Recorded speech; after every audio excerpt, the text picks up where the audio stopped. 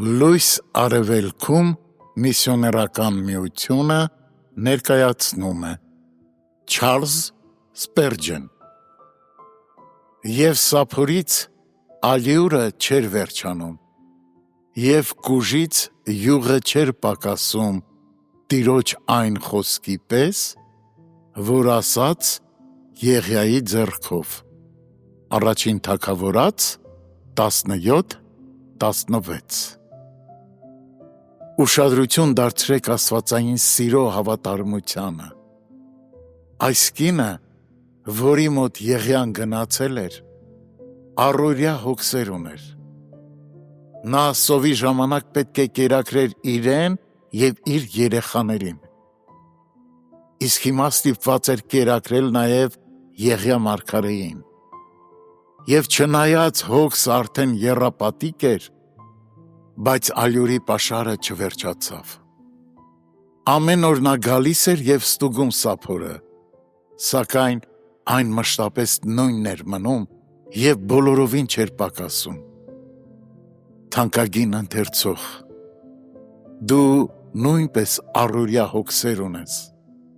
և քանի որ դրանք հաճախ են գալիս, դու հակված ես վախենալու, որ մի օր սափորից ալյուրը կդատարկվի և կուժից յուղը կպակասի, վստահ եղիր, որ համաձայն Աստծո խոսքի դա տեղի չի ունենա,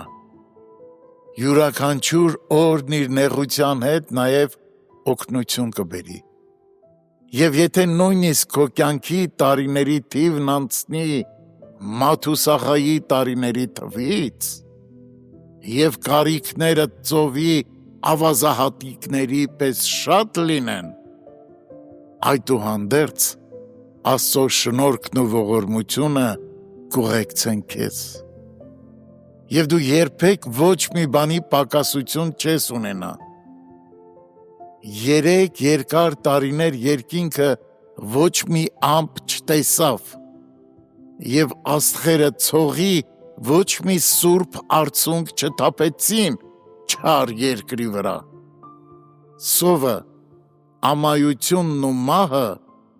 երկիրը մռայլ անապատ դարձրին,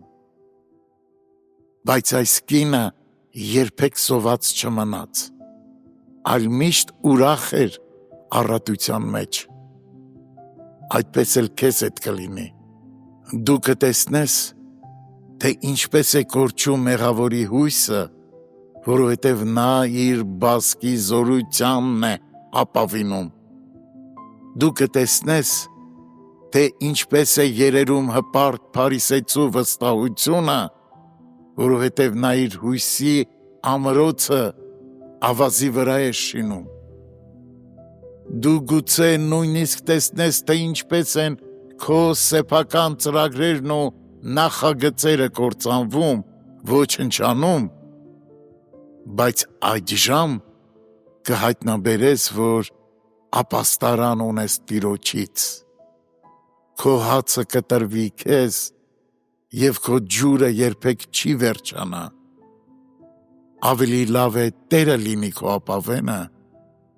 քան անգլիական բանկը քո սեփականությունը, դու կարող ես ծախսել Հնդկաստանի ողջ հարստությունը, բայց երբեք չես կարողանա սպառել Աստծո անհատնում հարստությունը,